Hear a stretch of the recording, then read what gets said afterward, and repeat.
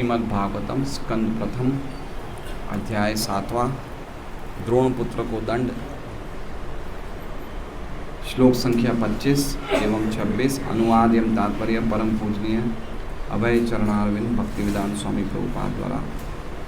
तथायं चावतारस्ते भुवो भारजिहीर्षया स्वानां चानन्य भावानां अनुध्यानाय चासकृत। तथा इस प्रकार अयम ये च तथा अवतार अवतार ते आपका भुवः भौतिक जगत का भार बोझ जिहीर्षया दूर करने के लिए स्वानाम मित्रों का च अनन्य भावानाम तथा अनन्य भक्तों का अनुध्यानाय बारंबार स्मरण करने के लिए च तथा असकृत पूर्ण रूप से प्रसन्न। अनुमान। इस प्रकार आप संसार का भार हटाने तथा अपने मित्रों तथा विशेषकर आपके ध्यान में लीन रहने वाले आपके अनन्य भक्तों को लाभ पहुंचाने के लिए अवतरित होते हैं। ओम अज्ञानतिमिरान्धस्य ज्ञानाञ्जनशलाकया चक्षुरुन्मीलितं येन तस्मै श्रीगुरवे नमः। नाम श्रेष्ठं मनुमपि शचीपुत्रम् अत्र स्वरूपं रूपं तस्यागजं गुरुपुरीं माथुरीं गोष्ठवाटिं राधाकुण्डं गिरिवरम् ओह राधिका माधवाशां प्राप्तो यस्य प्रतितकृपया श्रीगुरुं तं नतोऽस्मि। वन्देऽहं श्रीगुरोः श्रीयुतः पदकमलं श्रीगुरुं वैष्णवांश्च श्रीरूपं सहग्रजातं सहगणरघुनाथान्वितं तं सजीवं साद्वैतं सावधूतं परिजनसहितं कृष्णचैतन्यदेवं श्रीराधाकृष्णपादान् सहगणललिता श्रीविशाखान्वितांश्च गुरुवैष्णव भगवान तीने स्मरण हय विघ्न विनाशन अनायास होय निज वांछित पूरण।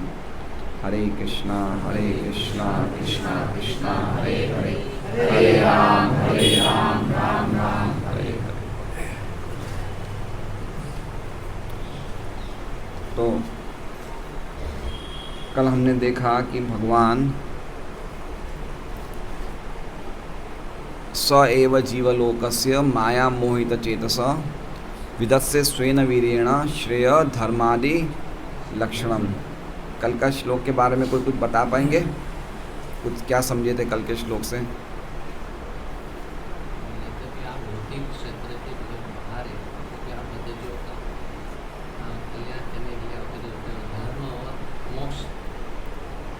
नहीं, अवतरित नहीं है। कल अवतरित नहीं हुए हैं। कल के श्लोक में अवतरित नहीं हुए हैं।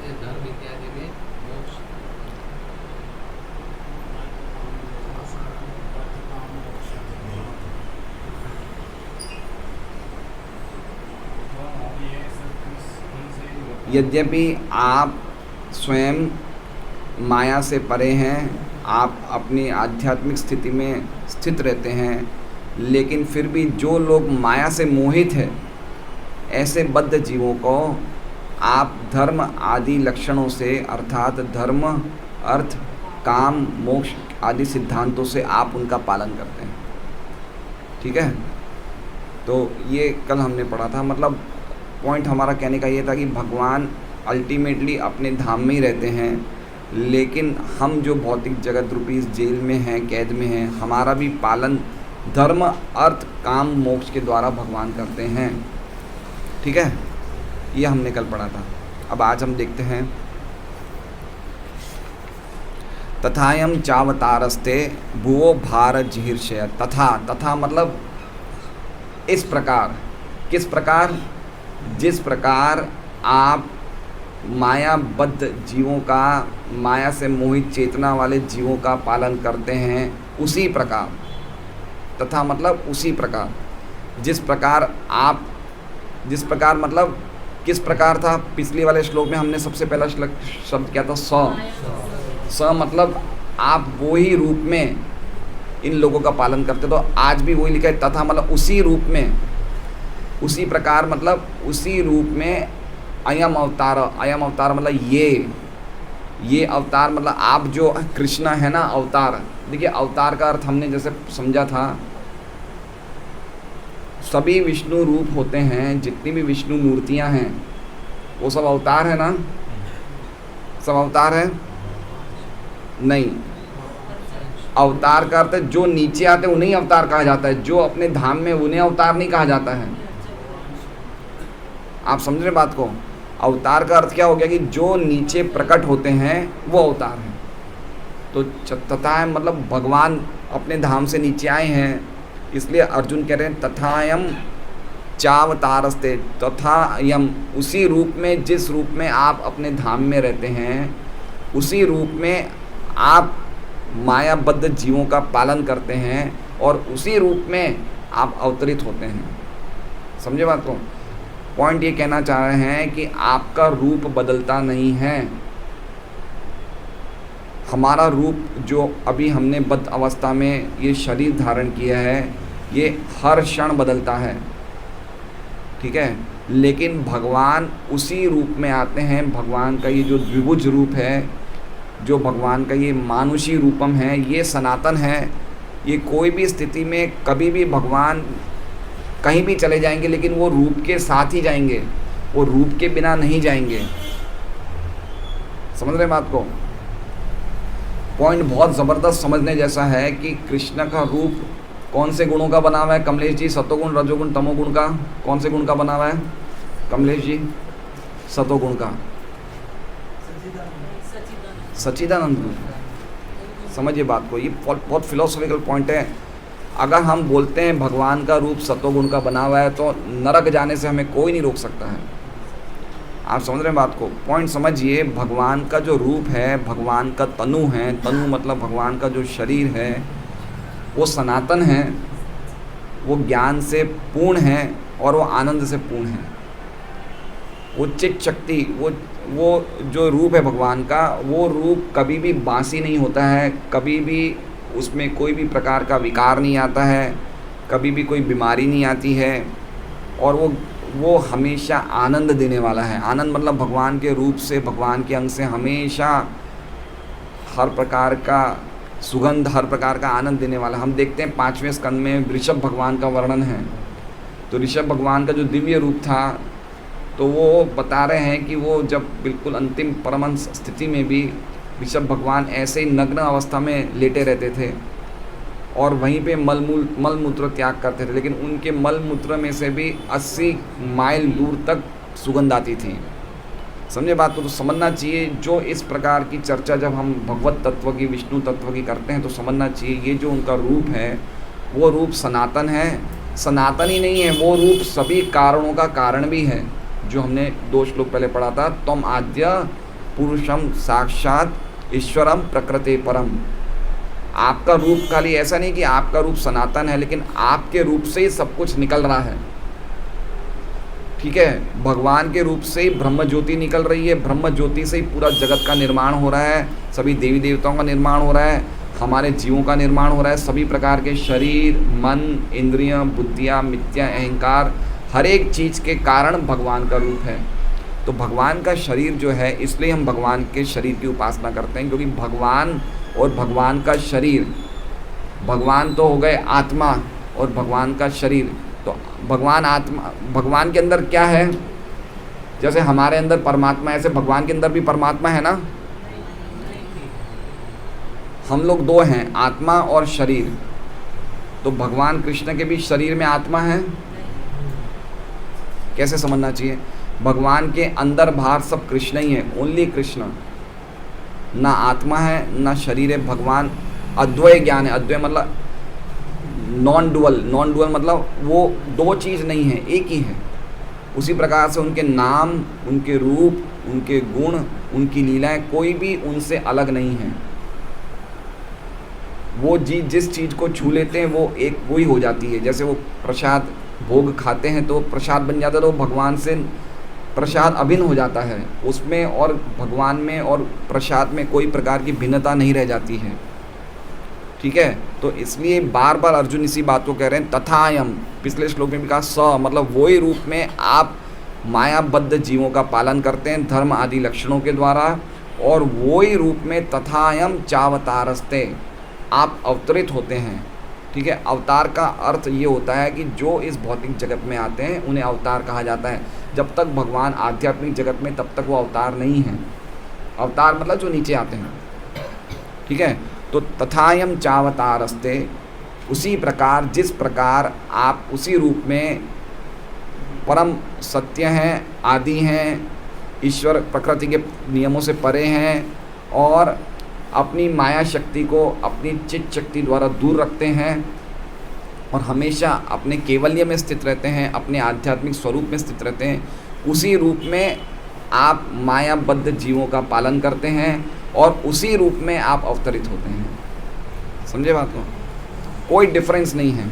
भगवान आ रहे हैं तो मायावादियों का सिद्धांत क्या है? पहली बात समझ लीजिए, मायावादियों का सिद्धांत है कि भगवान और जीव दोनों ही माया हैं।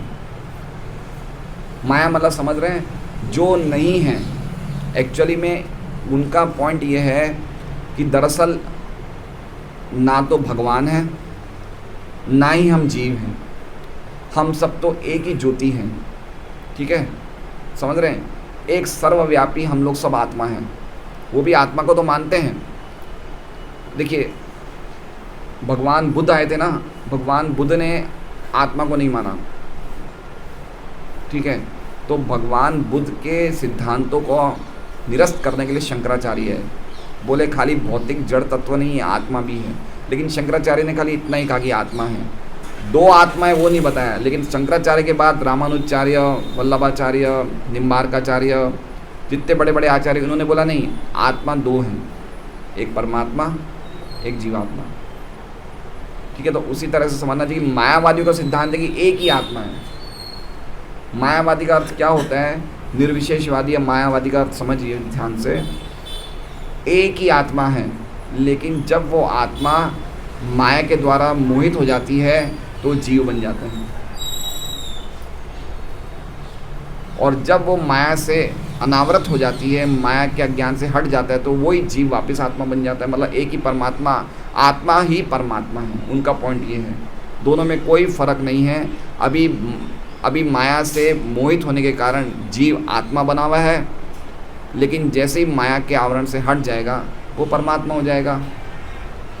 उनका एक एग्जाम्पल है घटाकाश पटाका। मतलब समझ रहे हैं कि जैसे ये है, मटका है, मटके के अंदर पानी है, ठीक है, लेकिन और मटका समुद्र में है, समुद्र में भी पानी है।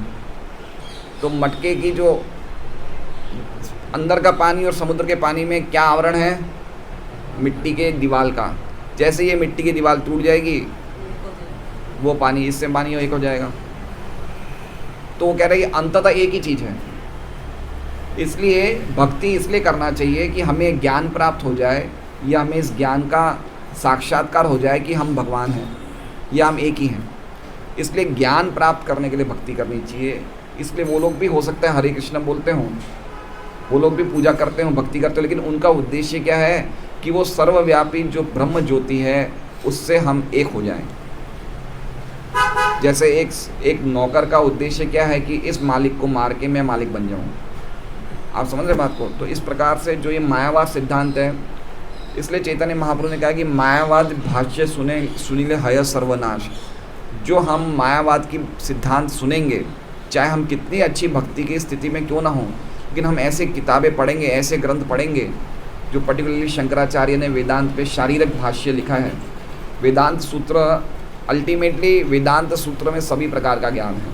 और वेदांत सूत्र जो है, वेदांत सूत्र मतलब वेद, मतलब वेदों का सार सूत्र के रूप में प्रकट किया है शंकराचार्य ने, व्यासदेव ने। उसे कहते हैं वेदांत सूत्र। सूत्र मतलब बड़ी चीज़ को शॉर्ट फॉर्म में समझाना, सूत्र। तो वेदांत सूत्र पे शंकराचार्य ने लिखा है शारीरिक भाष्य। तो शारीरिक भाष्य सुनने से हम भी प्रभावित हो जाएंगे कि आत्मा ही भगवान है। इसलिए नहीं सुनना चाहिए, बहुत खतरनाक है। और वही वेदांत सूत्र पे बड़े बड़े आचार्यों ने अपने अपने भाष्य लिखे हैं। जैसे हमारी संप्रदाय में गोविंद भाष्य किन्होंने लिखा है? बलदेव विद्याभूषण ने गोविंद भाष्य लिखा है। ऐसे रामानुचार्य ने भी लिखा है, उनके अलग अलग पारिजात भाष्य है, श्री भाष्य, अलग अलग भाष्य लिखे हैं, वल्लभाचार्य ने लिखे हैं। तो पॉइंट ये कि वेदांत सूत्र का भाष्य जो नेचुरल भाष्य है वो क्या है, वेदांत सूत्र का भाष्य क्या है, मतलब समझ रहे हैं? वेदांत सूत्र को तात्पर्य में कैसे समझाया है? श्रीमद् भागवतम के रूप में। यही वेदांत सूत्र का भाष्य है। कमेंट्री जैसे बोलते हैं ना, जैसे प्रभुपाद जी ने श्लोकों के नीचे तात्पर्य लिखे हैं, तो वेदांत सूत्र का जो स्वाभाविक तात्पर्य है वो श्रीमद् भागवतम है। तो अगर हम श्रीमद् भागवतम पढ़ रहे हैं तो हम वेदांत सूत्र को हमने पढ़ लिया। लेकिन अगर हम शंकराचार्य की टीका सुनेंगे तो हम भी ये सोचने लग जाएंगे कि आत्मा ही भगवान है, इस तरीके से समझाएगा, इसलिए बहुत खतरनाक है। और ज़्यादातर 99.9% लोग इस जगत में शंकराचार्य के सिद्धांतों से प्रभावित है। यद्यपि शंकराचार्य स्वयं शिव जी के अवतार हैं, भगवान की इच्छा से ही वो करने आए थे, उनका उसमें उनका कोई दोष नहीं है, लेकिन उनकी शिक्षाओं में गड़बड़ी है। पॉइंट समझ रहे हैं? और अंततः उन्होंने भी यही कहा, भज गोविंदम भज गोविंदम भज गोविंदम मूढ़मते, कि ये सब बातों में मत लगो, तुम गोविंद का भजन करो। तो ये सब अलग अलग आचार्य अलग अलग टाइम पे आते हैं, उनकी अलग अलग शिक्षाएं होती है, अलग अलग उद्देश्य की पूर्ति करने के लिए। तो पॉइंट ये कहने का अर्थ है कि जो मायावादी चाहते हैं, कहते हैं कि भगवान का अल्टीमेटली कोई शरीर नहीं है। अगर कृष्ण, राम, वामन, नृसिंह आ रहे हैं इस जगत में आते हैं तो वो भी माया के द्वारा ही शरीर लेते हैं। माया के द्वारा मतलब जैसे सतोगुण के द्वारा निर्मित शरीर लेते हैं। लेकिन हम क्या कहते हैं, वो उसी शरीर में आते हैं। वैष्णव सिद्धांत क्या है, उनका शरीर नहीं बदलता है, वो उसी शरीर में आते हैं। सनातन शरीर है भगवान का। भगवान का शरीर सृष्टि के पहले भी था, सृष्टि है तभी भी है, सृष्टि के बाद भी रहेगा। ये चतुर्श्लोकी भागवतम का पहला श्लोक है, अहम एवासम एवाग्रे नान्यद यत्सत् असत् परम पश्चात अहम यम एतच्च यो अवशिष्यते सोऽस्मि हम। अहम एवासम एवाग्रे मतलब इस सृष्टि के पहले भी, अग्रे मतलब मैं था, या ना तक जब कुछ नहीं था, जब कोई भी भौतिक तत्व, जब कोई ब्रह्मा जी नहीं थे, शिव जी नहीं थे, कोई भी चीज़ नहीं थी, तब भी मैं था। और पश्चात अहम यम एतच्च, और इस सृष्टि के बनने के बाद भी जो कुछ भी है मैं वही हूँ, मैं ही हूँ। और यो शिष्यते सोऽस्मि में, और इसके प्रलय के बाद भी जो कुछ भी रहेगा वो मैं ही रहूँगा। तो इस पॉइंट समझना चाहिए।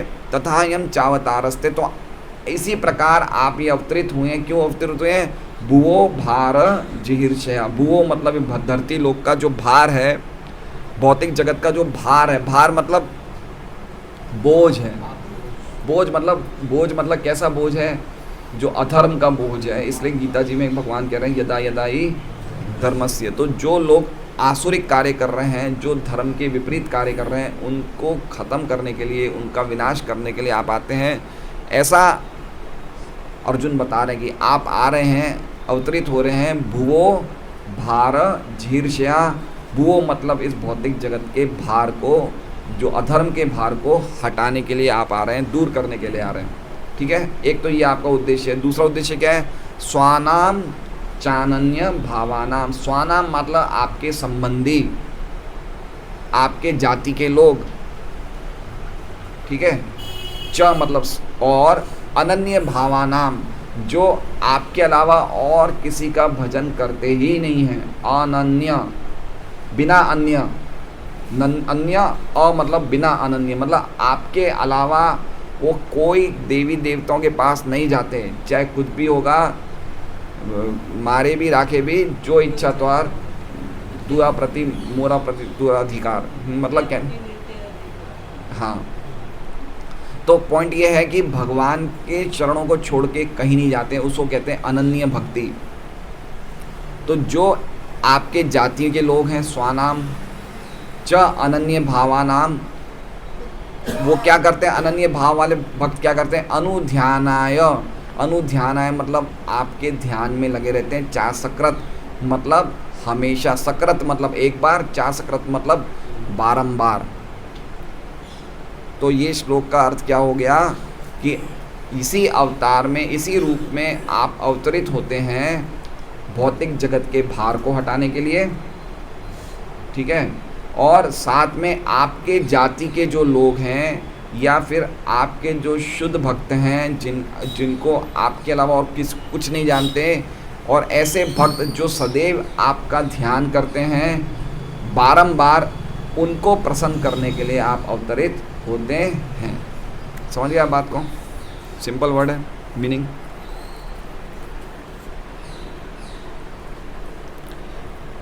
अनुवाद देखिए, इस प्रकार आप संसार का भार हटाने, ठीक, भार हटाने मतलब भुवो भार जिहीर्षया, तथा अपने मित्रों, तथा मित्रों मतलब स्वानाम, ठीक है, तथा अपने मित्रों तथा विशेषकर आपके ध्यान में लीन रहने वाले, मतलब चा अनन्य भावानाम, नहीं सॉरी, अनुध्यानाय, आपके अनन्य भक्तों को चा अनन्य भावानाम लाभ पहुंचाने के लिए आप अवतरित होते हैं। तो कितनी अच्छी प्रार्थना है, देखिए चारों प्रार्थनाएं अद्भुत प्रार्थना है। खाली 4 प्रार्थनाएं बोली अर्जुन ने। सबसे पहली प्रार्थना क्या है? कृष्ण कृष्ण महाबाहो भक्तानाम अभयंकर, कि हे कृष्ण महाबाहो मतलब आप सर्वशक्तिमान हैं और भक्तों के भय को हटाने वाले हैं।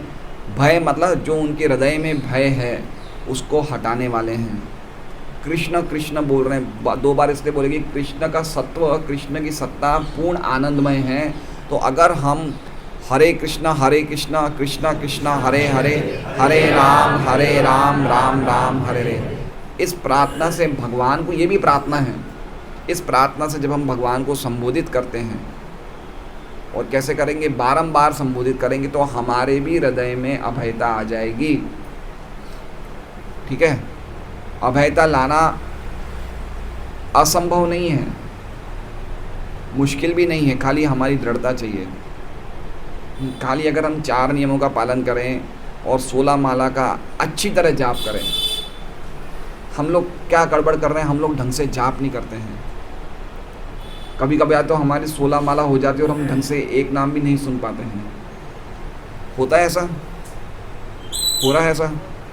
तो फिर हम महामंत्र का जप नहीं कर रहे हैं, हम 16 माला कुछ और ही कुछ कर रहे हैं हम। इसलिए पॉइंट ये है कि सबसे ज़रूरी है कि हम ढंग से प्रार्थना करें और अच्छी तरह सुने, अपने जप को कंप्लीट करें, तो अभयता आएगी, नहीं तो अभयता नहीं आएगी। तो कृष्ण कृष्ण महाबाहो भक्तानाम अभयंकर त्वम एक धैर्यमानानाम, आप ही एक ऐसे व्यक्ति हैं जो भक्तों को अभयता भी देने वाले हैं, और धैर्यमानानाम, जो लोग जल रहे हैं उनके लिए आप अपवर्गोसी, आप मोक्ष स्वरूप हैं, क्योंकि आप ही मुक्ति के दाता हैं। और कहाँ से मोक्ष दिलवाने वाले हैं? संस्कृति मतलब जन्म मृत्यु जरा व्याधि के चक्र से आप जो जल रहे हैं उनको छुड़वाने वाले हैं, आप मोक्ष दिलवाने वाले हैं, आप मोक्ष के स्वरूप हैं। और दूसरी वाली प्रार्थना क्या थी? त्वम आद्य पुरुषम साक्षात ईश्वर प्रकृते परम, आप ही आदि हैं, आप ही सभी कारणों के कारणीय हैं, आप ही आदि पुरुष हैं, आप साक्षात ईश्वर हैं, परोक्ष ईश्वर नहीं है, आपके ऊपर और कोई दूसरा ईश्वर नहीं है, और आप प्रकृति के तीनों गुणों से परे हैं। प्रकृति के 3 गुण मतलब समझ रहे हैं आप? प्रकृति के 3 गुण हम देख सकते हैं क्या? हम भौतिक जगत में देख सकते हैं प्रकृति के 3 गुण, लेकिन हम उसकी अनुभूति कर सकते हैं। देखिए हम लोग जैसे देखते हैं शहर में कहीं कुछ तोड़ फोड़ चल रही है, कोई बिल्डिंगें टूट रही है, कुछ काम हो रहा है, देखते हैं हम कुछ ना टूट फूट चलती है, तो ये क्या हो गया? तमोगुण हो गया। कुछ लालन पालन हो रहा है, लोगों का मेंटेनेंस हो रहा है, ये क्या हो गया? हैं? लालन पालन मेंटेनेंस तो सतोगुण हो गया। और हम देख रहे हैं लोग बहुत सारा व्यापार में लगे हुए हैं, काम काज में लगे हुए हैं और बहुत मेहनत कर रहे हैं, ये क्या हो गया? ये रजोगुण। तो हम देख सकते हैं कि ये चीज़ें हम लोग देख सकते हैं। तो भगवान इन तीनों गुणों से परे हैं। और माया विदुष्य चित्त शक्ति, आपने अपनी माया शक्ति के द्वारा चित्त शक्ति के द्वारा माया को दूर किया हुआ है, और केवल ये स्थित आत्मनि, आप अपने धाम में, आप अपने स्वरूप में स्थित रहते हैं। तीसरी प्रार्थना थी कि स एव जीवलोक से, वो ही रूप में आप सभी जीवों के समूह जो माया के द्वारा मोहित है, जिनकी चेतना, ऐसे सब जीवों के समूह को आप विदत से स्वेन धर्मेण स्वेन वीर्येण, आप उनका पालन करते हैं अपनी शक्ति से, अपने प्रभाव से। क्या क्या प्राप्त करने के लिए? श्रेय धर्मादि लक्षणम, धर्म, अर्थ, काम और मोक्ष, जो 4 चीज़ें लोगों को श्रेय लगता है इस जगत में कि यही चीज़ें हमें प्राप्त करनी है, भक्ति के बारे में उनको जानकारी नहीं है, ठीक है, ऐसे लोगों का आप इन सिद्धांतों के द्वारा पालन करते हैं, ठीक है। धर्म की पूर्ति भगवान करते हैं, आप समझे। जैसे एक सिंपल एग्जाम्पल कैसे समझें, जैसे मैंने आज एक धार्मिक संदेश डाला व्हाट्सएप में आप लोगों को पहुंचाने तक, अब वो व्हाट्सएप चालू होगा तो ही जा पाएगा, नहीं तो नहीं जा पाएगा। तो ये सब सेवाएं व्हाट्सएप की कहाँ से चालू हो रही, कहाँ से निकल रही है? ये भगवान की कृपा से हो रही है। भगवान चाहे तो 1 मिनट में सब बंद हो सकता है, आप समझ रहे हैं। तो पॉइंट ये कह रहे हैं अर्जुन की, आप वहाँ से बैठे बैठे ही ऐसे जीवों का पालन कर रहे हैं, लेकिन अब आप स्वयं अवतरित हो रहे हैं इस भौतिक जगत का भार हटाने के लिए। तो अल्टीमेटली भौतिक जगत का भार हटाने के लिए भगवान को आने की कोई आवश्यकता नहीं है। वो तो वहाँ बैठे बैठे भी, अब चुटकी बजाते ही सब काम हो सकता है। चुटकी बजाने की भी बात दूर की, वो इच्छा करे तो पूरी भौतिक जगत का प्रलय हो सकता है। तो फिर क्यों आ रहे हैं? वो आ रहे हैं स्वानाम चानन्य भावानाम अनुध्यानाय चासक। तो अल्टीमेटली ये निष्कर्ष निकला कि जो भक्त नहीं हैं उनका तो बैठे बैठे पालन कर रहे हैं भगवान, और जो भक्त हैं उनके लिए आ रहे हैं। समझे बात का? 2 श्लोकों का लंग समझ गए। उन लोगों के पालन करने के लिए भगवान को आने की जरूरत नहीं है, ना ही भौतिक जगत के भार को हटाने के लिए भगवान को आने की जरूरत है। भगवान क्यों आ रहे हैं? स्वानाम चानन्य भावानाम अनुध्यानाय चासकृत। अपने जाति के लोग, मतलब क्या हो गया? भगवान के कोई संबंधी हैं क्या? जो भगवान की भक्ति में लगे हुए हैं वो उनकी जाति के हो गए, अच्युत गोत्र। हम बोलते हैं ना, कौन से गोत्र के हो भाई? तो भक्तों का कौन सा गोत्र है? अच्युत गोत्र। हम अच्युत गोत्र के तो ये जाति का अर्थ ये, स्वाना मतलब अपनी जाति वाले लोग। जाति वाले लोग मतलब हम भगवान की जाति वाले हैं, भगवान हमें अपनी जाति, हम भगवान की जाति, भगवान हमें मानते हैं ऐसा कि ये मेरी जाति के लोग हैं। तो ऐसे लोगों को, और वो लोग जिनके भगवान के अलावा कोई नहीं है, जो सदैव भगवान के ध्यान में मग्न रहते हैं बारंबार, ऐसे लोगों को कल्याण करने के लिए भगवान आ रहे हैं। पॉइंट समझ गए? तो ये क्या, ये पक्षपात है? क्या है ये पक्षपाती तो है। क्या है ये? जैसे एक बाप के 5 बच्चे हैं और एक बच्चा बहुत मतलब अच्छा है, सबसे अच्छा है, तो बाप नेचुरली उससे ज़्यादा थोड़ा सा मतलब अटैच्ड है। तो ये पक्षपात नहीं, नेचुरल चीज़ है, ये नेचुरल स्वाभाविक है। जो व्यक्ति बच्चा ज़्यादा सेवा करता है उसके प्रति माँ बाप की ज़्यादा इच्छा रहती है। तो उसी प्रकार से भगवान तो समो हम सर्वभूतेषु न मे द्वेषस्ति न प्रिय, मैं सबके लिए संभाव हूँ, मेरे लिए ना तो कोई द्वेष है ना कोई किसी को प्रिय है, लेकिन जो मेरी भक्ति करते हैं मैं उसमें हूँ, वो मेरे में। तो उसी प्रकार से भगवान के ऐसा नहीं है कि भगवान देवकी, वसुदेव, नंद महाराज, यशोदा, ये सब भगवान के जो माता पिता हैं इनको भगवान चुनते हैं कि मेरे महान भक्त हैं, वो तो इनको अपने माँ बाप के रूप में चुनते हैं। आज भी चैतन्य में भी एक कथा है नित्यानंद प्रभु के पार्षदों में कि एक भक्त थे, उनका क्या नाम तो मुझे याद नहीं आ रहा, लेकिन वो भगवान की मूर्तियों को अपना बेटा मानते थे। तो उनकी मृत्यु के बाद उनकी श्राद्ध क्रिया वो भगवान की मूर्ति करती थी। नित्यानंद प्रभु के पार्षदों में ये कथा। तो ऐसे ये रिलेशन हो गए ना, जाति के लोग हो गए ना। श्राद्ध कौन करता है? बेटा करता है ना माँ बाप के लिए, तो जाति हुई नहीं हुई। तो भगवान से भक्त ऐसा संबंध बना लेते तो वो एक जाति के हो जाते। जैसे अर्जुन क्या कर रहा है? अर्जुन रथ के ऊपर बैठा है, भगवान को आदेश दे रहा है चलो रथ चलाओ। तो जाति हुई नहीं, नौकर और सेठ का संबंध हुआ नहीं हुआ।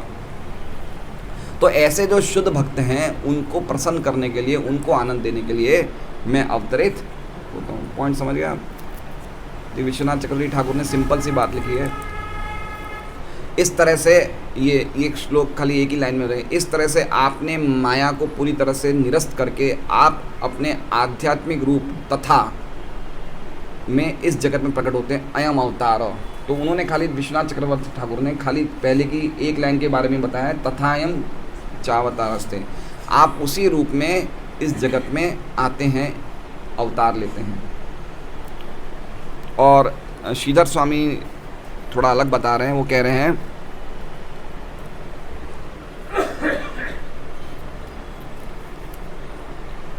किम भू भारण हरणम मद इच्छा मात्रण न भवति तत्राह, वो कह रहे हैं कि क्या मेरी इच्छा मात्र से भूभार हरण नहीं हो सकता है।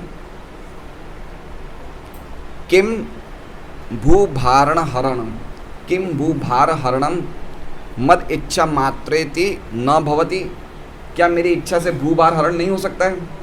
हो सकता है ना। फिर क्यों आ रहे हैं? स्वानाम ज्ञातिनाम अनुध्यानाय चथा तथा अनन्य भावानाम एकांत भक्तानाम च, ऐसे जो एकांत भक्त हैं, ऐसे जो भगवान की जाति के भक्त हैं, उनका आनंद देने के लिए, उनको और ज़्यादा भक्ति में प्रोत्साहन करने के लिए कि और ज़्यादा भक्ति में वो लग जाए, इसके लिए भगवान प्रकट होते हैं। ठीक है, प्रभुपाद जी का तात्पर्य पढ़ते हैं हम। तात्पर्य, ऐसा प्रतीत होता है कि भगवान अपने भक्तों का पक्षपात करते हैं। पक्षपात मतलब पता है? चिड़िया होती हैं, चिड़िया के पंख होते हैं, उसे पक्ष बोलते हैं। तो पक्ष के नीचे अपने बच्चों को पंखों के नीचे छुपा के रखते हैं, मतलब विशेष एक वो रहता है। तो इसी प्रकार से भक्तों के लिए भगवान अपने भक्तों को थोड़ा सा स्पेशल प्रोटेक्शन देते हैं। पक्षपात, पक्ष मतलब पंख, पक्षी पंख। सभी जीव भगवान से संबंधित हैं, वे सबों के लिए समान हैं, फिर भी वे अपने जनों तथा भक्तों के प्रति विशेष अनुरक्त रहते हैं। भगवान सबों के पिता है, उनका पिता कोई नहीं हो सकता है और ना कोई उनका पुत्र बन सकता है। उनके भक्ति उनके इष्ट मित्र तथा उनके परिजन हैं। ये उनकी दिव्य लीला है। मतलब आज मैं पढ़ रहा था 3रे स्कंद में, भगवान कपिल देवहूति को संदेश दे रहे हैं और उसके बाद भगवान चले जाते हैं, कपिल चले जाते हैं। देवहूति अकेली रहती है, लेकिन अकेली रहने के बाद इतना दिव्य सांख्य योग भक्ति योग का संदेश प्राप्त करने के बाद भी देवहूति बड़ी चिंतित थी, बड़ी मायूस थी। क्यों? क्योंकि उनके बेटे चले गए। तो हम बोल सकते हैं कि भाई जब इतना आत्मज्ञान की बातें सुनी उसके बाद भी बेटे के लिए इतनी आसक्ति, तो इसका क्या जवाब है? उनके बेटे कपिल भगवान चले जाते हैं और वो पूरा संदेश कम से कम भी 25वें अध्याय से लेकर 32वें अध्याय तक पूरा कपिल और देवहूति के संवाद हैं। इतना सब सुनने के बाद भी, इतना अद्भुत ज्ञान सुनने के बाद भी माँ देवहूति कपिल के जाने के बाद बिल्कुल उनसे आसक्त थे, बार बार उनकी चिंता करते थे। तो ये आत्म तत्व का ज्ञान प्राप्त करने के बाद क्या उनकी आसक्ति हटी नहीं है?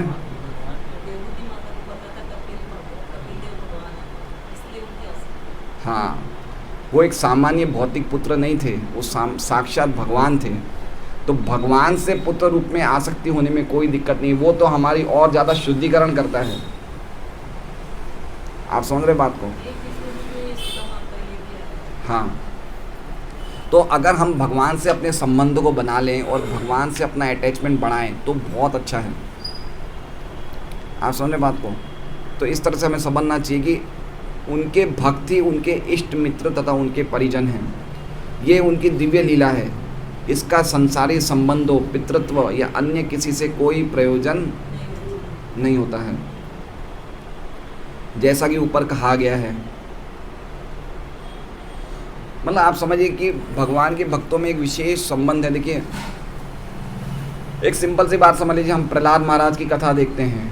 प्रहलाद महाराज के सामने नरसिंह भगवान उनके बाप को मार रहे हैं, बोलिए, और वो खड़े खड़े हंस रहे हैं और माला पहना रहे हैं कि मेरे बाप को मारा आपने। आप समझ रहे हैं बात को?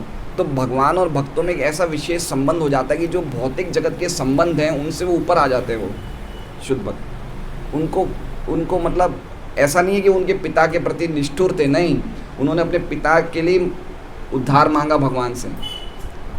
उन्होंने भगवान से ये कहा, नरसिंह भगवान से, कि आप अगर कुछ देना ही चाहते हो तो मेरे पिता का उद्धार कर दो। तो ऐसा नहीं है, शुद्ध भक्त बनता है तो शुद्ध भक्त के बनने से अपने आप ही उनके पूरे परिवार, उनकी सभी पीढ़ियों का कल्याण हो जाता है। लेकिन एक पॉइंट कह रहे हैं कि भगवान से भक्ति करने के बाद भक्तों के लिए, भक्तों के मन में भगवान के लिए एक विशेष संबंध एस्टैब्लिश हो जाता है। तो वही बात यहाँ पे बताई जा रही है। जैसा कि ऊपर कहा गया, भगवान प्रकृति के गुणों से ऊपर है, अतः भक्ति में उनके इष्ट मित्र तथा संबंधियों में संसारी रिश्ते जैसी कोई चीज़ नहीं है। अब एक और श्लोक लेते हैं हम। किमिदं स्वित्कुतो वेत्ति देव देव न वेद्म्यहं सर्वतो मुखम आयाति तेज परम दारुणम। किम क्या है, इदम ये, स्वित आता है, उतः कहाँ से, वाइति चाहे जो हो, देव देव हे देवों के देव, न नहीं, वेद्मि जानता हूँ, अहम मैं, सर्वतः चारों ओर, मुखम दिशाएं, आयाति आता है, तेज तेज, परम अत्यधिक, दारुणम घातक। अब देखते हैं, हमने अर्जुन ने अपनी प्रार्थनाएं बोल दी, ठीक है। अब अपनी प्रॉब्लम बता रहे हैं क्या है। तो हमने जैसे पता था कि पहले सिस्टम क्या है कि अपनी प्रार्थनाएं कही जाए भगवान को, सीधी प्रॉब्लम नहीं बताई जाए। ये स्टैंडर्ड प्रोसीजर है, ध्यान रखिए। कभी भी हमारे कोई संकट आ जाए सीधा भगवान के सामने तो कुछ प्रार्थनाएं बोलनी चाहिए। 3-4 श्लोक, 5 श्लोक, 10 श्लोक, 50 श्लोक, जो भी हमें याद है, 5 मिनट 10 मिनट कुछ प्रार्थनाएं बोलनी चाहिए। एक बात समझिए कि हर एक चीज़ के पहले प्रार्थनाएं बोलनी चाहिए। हम जब प्रणाम करते हैं उनकी भी प्रार्थनाएं हैं। कभी भी मुंह बंद करके प्रणाम नहीं करना चाहिए। भगवान के दर्शन करें तो भी उनकी कुछ स्तुतियों के द्वारा उनकी गुणानुवर्णन करना चाहिए। बंद मुंह नहीं होना चाहिए, गूंगे नहीं बने रहने चाहिए। भगवान के सामने प्रार्थना करते टाइम, प्रणाम करते टाइम कुछ ना कुछ मुख से निकलते रहना चाहिए। समझ रहे हो बात को? तो इसलिए हर एक भगवान का भोग लगाने की प्रार्थना है, प्रणाम करने की प्रार्थना है, सेवा पूजा करने की प्रार्थना है, हर एक प्रकार की काम करें उससे पहले प्रार्थना होनी चाहिए, ठीक है। महामंत्र में कोई प्रार्थना की ज़रूरत नहीं है, महामंत्र में कोई भी स्नान की ज़रूरत नहीं है। खाइते शुइते यथा तथा नाम, या सोते सोते की, आप सोते सोते भगवान की पूजा नहीं कर सकते, लेकिन सोते सोते नाम ले सकते हो। इसलिए नाम के लिए भगवान की पूजा नाम के द्वारा कलयुग में होती है कि और सब चीज़ों में कुछ ना कुछ नियम होते हैं, लेकिन भगवान के नाम में कोई भी प्रकार का नियम नहीं। हाँ, उसमें अपराध जरूर होते हैं, लेकिन आप कभी भी कहीं भी ले सकते हैं, ठीक है। लेकिन ये हमें जरूर ध्यान रखना चाहिए कि हर चीज़ की प्रार्थनाओं का उच्चारण करना चाहिए। मुंह में ढंग से ऐसे अनप्रॉपरली, प्रॉपर प्रोनाउंस, बिना साफ उच्चारण के कोई भी प्रार्थना नहीं बोलनी चाहिए। अच्छी तरह बोलनी चाहिए प्रार्थना। हम लेट रहे हैं तो भी हमारा मुंह से बोलना चाहिए, ऐसा सुनाई देना चाहिए, नमो विष्णु पादाय कृष्ण पृष्ठाय भूतले, ऐसा सुनाई देना चाहिए, मन में नहीं बोलना चाहिए, ऐसा सुनाई देना चाहिए। हम प्रणाम करते हैं भगवान को, वंदे हम श्री गुरो श्रीयुता पदकमलम, ऐसे प्रणाम की हमारी प्रार्थनाएं मुंह से निकलनी चाहिए, मन ही मन नहीं बोलना चाहिए। तो इस प्रकार अर्जुन ने 4 प्रार्थनाएं बोली। अब 4 प्रार्थनाओं के बाद अर्जुन अपनी समस्या रख रहे हैं। क्या कह रहे हैं? किम इदम। किम इदम मतलब ये क्या है, क्या समस्या थी। एक ज़बरदस्त अग्नि की ज्वाला तेज निकल रहा था, तो अर्जुन पूछ रहे हैं किम इदम, ये क्या है। स्वित कुतो, कहाँ से। स्वित कुतो मतलब कहाँ से। वेति, क्या है ये। देव देव न वेदम्यम, हे देवों के देव। अर्जुन क्या कह रहे हैं? देव देव न वेदमी हम, न वेदमी, मैं नहीं जानता, अहम मैं। ये क्या है, कहाँ से आ रहा है। आ रहा है का अर्थ लिखा है आयाति, आयाति लिखा है। तीसरे शब्द में वर्ड क्या है? आयाति। तो ये तेज क्या है, कहाँ से आ रहा है। हे देवों के देव, मैं नहीं जानता, ठीक है। तो अर्जुन क्यों बोल रहे हैं देवों के देव? क्योंकि भगवान ऐसा भी तो बोल सकते थे कि तुम नहीं जानते तो मैं भी नहीं जानता। भाई तुम नहीं जानते हो क्या है, कहाँ से आ रहा, तो मैं भी नहीं जानता क्या है, कहाँ से आ रहा है। तो इसलिए अर्जुन बोल रहे हैं नहीं, आप ऐसे सामान्य व्यक्ति नहीं, आप देवों के देव हैं। देवों को भी प्रॉब्लम आती है तो आपके पास जाते हैं। इसलिए ऐसे मत बोलना कि मुझे भी नहीं पता है। ऐसे एक आचार्य है, वो ऐसे विनोद करके बोलते हैं कि ऐसा मत समझना कि आप ऐसा बोल दो कि मुझे नहीं पता, आपको सब पता है, आप देवताओं के भी देवता हैं। इसलिए बोल रहे हैं कि हे देवों के देव, मैं नहीं जानता लेकिन आप जानते हैं, बताइए कहाँ से तेज आ रहा है और क्या है ये, क्या कर रहे थे। सर्वतोमुखम, सर्वतोमुखम मतलब ये सब तरफ फैल रहा है। सर्वतोमुखम, सर्वतो मतलब सभी दिशाओं में, मुखम मतलब सब तरफ ये जा रहा है तेज। परम दारुणम, ये बड़ा घातक तेज है और ये बहुत बड़ा हमें नुकसान पहुंचाने वाला है। ऐसा तेज क्या है, कहाँ से आ रहा है, हे देवों के देव मैं नहीं जानता हूँ, आप जानते हैं कि ये सब तरफ फैलता हुआ तेज क्या है, परम घातक है। ठीक है, सिंपल वर्ड है, सिंपल मीनिंग। अनुवाद, हे देवादिदेव, चारों ओर फैलने वाले ये घातक तेज कैसा है, ये कहाँ से आ रहा है, मैं इसे समझ नहीं पा रहा हूँ। तात्पर्य, अब ये प्रभुपाद जी भी वही बात बोल रहे हैं, सुनिए ध्यान से। जो भी वस्तु भगवान के समक्ष प्रस्तुत की जाए उसे सादर प्रार्थना पूर्वक, ठीक है, बताया ना प्रभुपाद जी ने कि प्रार्थनाएं करो फिर भगवान के सामने कोई पॉइंट रखो, यही मानक विधि है। और अर्जुन ने भगवान के अंतरंगा सखा होते हुए भी इस विधि का पालन सामान्य जनों को सूचित करने के लिए किया। अर्जुन एक महाजन है, अर्जुन भगवान के अंतरंग सखा हैं। भगवान को अगर ये प्रार्थना नहीं भी करते तो चलता, उनको करने की आवश्यकता नहीं है, लेकिन हमारे लिए एक स्टैंडर्ड रखा कि अगर हम भी भगवान के सामने जाए तो हमें प्रार्थना करनी चाहिए। इसलिए प्रभुपाद जी लिख रहे हैं कि उनको ये अंतरंग सखा को ये ज़रूरत नहीं है बोलने की, ये सब उनका एक अलग ही रिलेशन है, लेकिन हमारे सामने एक मानक रखने के लिए, एक स्टैंडर्ड रखने के लिए अर्जुन ने ये प्रार्थनाएं बताई कि हमें भी ऐसे प्रार्थना करनी चाहिए। हरे कृष्णा।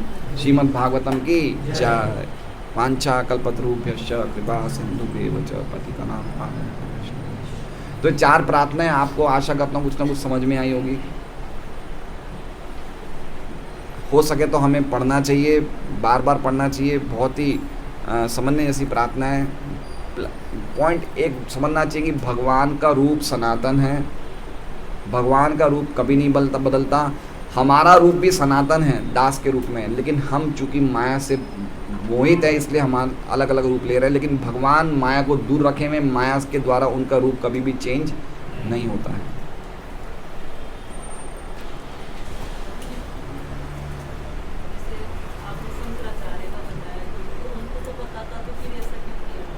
क्योंकि उस समय आवश्यकता थी, उस समय ऐसी आवश्यकता थी, उस समय के लोगों के लिए ये चीज़ की ज़रूरत थी। वो इन्होंने इसलिए किया जिससे कि अगर वो ऐसा बोलेंगे तो वैष्णव आचार्य को गुस्सा आएगा और वैष्णव आचार्य प्रचार करेंगे, इसलिए किया। एक कारण ये है, आप समझ रहे हैं। जब भगवान को कोई बिना रूप का बताता तो वैष्णव को गुस्सा आता है, ऐसा कैसे बोल दिए।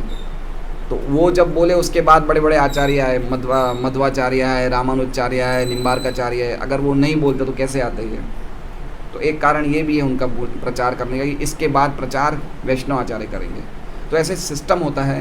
पहले बुद्ध ने बहुत वेदों के नाम पे पहले बहुत ज़बरदस्त हिंसा हो रही थी, तो भगवान बुद्ध आए, हिंसा बंद कर दो, अहिंसा ही परम धर्म है। लोगों ने बोला कि वेदों में लिखा है हिंसा कर सकते हैं, मार सकते हैं पशु को, तो भगवान बुद्ध ने कहा मैं वेदों को नहीं मानता हूँ। ये भगवान बुद्ध ने नास्तिकवाद का प्रचार किया। ठीक है, जब ये नास्तिकवाद का प्रचार ज़बरदस्त फैल गया था पूरे विश्व में, तो शंकराचार्य आए ये बताने के लिए कि वेद हैं, वैदिक साहित्य है, वेद हैं, और खाली जड़ तत्व ही कुछ नहीं है, एक चेतन शक्ति भी है, एक आत्मा शक्ति भी है। उन्होंने इतना ही बताया कि एक आत्मा है, हर एक चीज़ खाली जड़ तत्व नहीं है, इतना बता के वो चले गए। उसके बाद बड़े बड़े आचार्य एक ही आत्मा नहीं है, 2 आत्मा है। तो ऐसे स्टेप बाय स्टेप सिखाया जाता है लोगों को देखते हुए, समय को देखते हुए, इस तरह से। क्या चीज़ प्रचार करते हैं, क्योंकि वैष्णव का प्रचार कम है इसलिए वो करते हैं। हम लोग प्रचार कम करते हैं, इसलिए हमें खूब प्रचार करना चाहिए। हरे राम बोलते मतलब हाँ, कोई दिक्कत नहीं, उसमें क्या है, हाँ सही है। लेकिन चैतन्य महाप्रभु ने हरे कृष्णा बोला है, तो हम लोग इसलिए हरे कृष्णा बोलते हैं। और कुछ ऐसा भी कहते हैं कि हरे कृष्ण में फिर कोई नियम नहीं रहे, कोई प्रकार के आसन नियम हम कहीं भी ले सकते हैं। हरे राम में फिर हर कोई नहीं बोल सकता है। हाँ, और हरे कृष्णा सब जगह बोल सकते हैं। इसलिए चैतन्य महाप्रभु ने हरे कृष्णा पुराणों का मंत्र है। तो हर एक व्यक्ति, हर एक जाति का व्यक्ति वैदिक मंत्र का उच्चारण नहीं कर सकता है।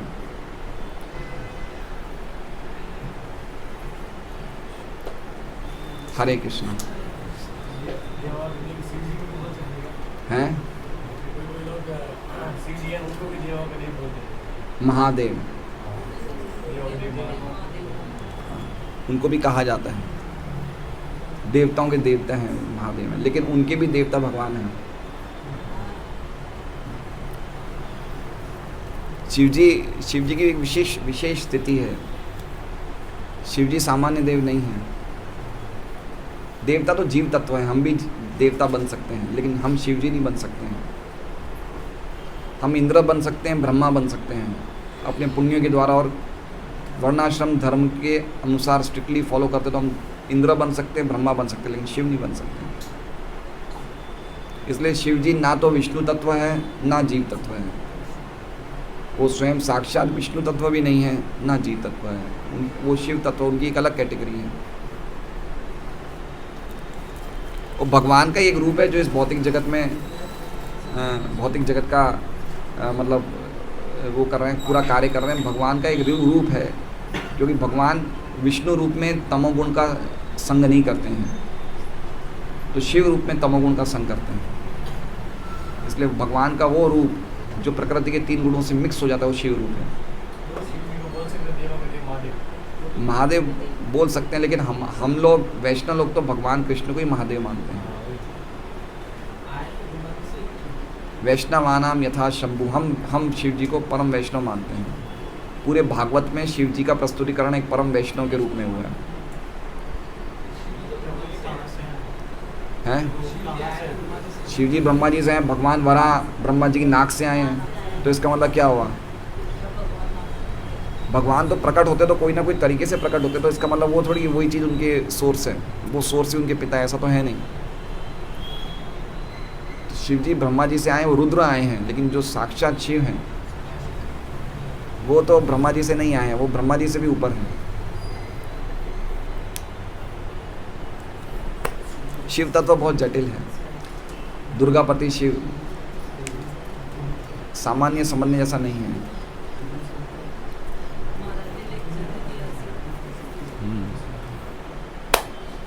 हरे कृष्णा। प्रसाद ले सकते हैं हम सब लोग।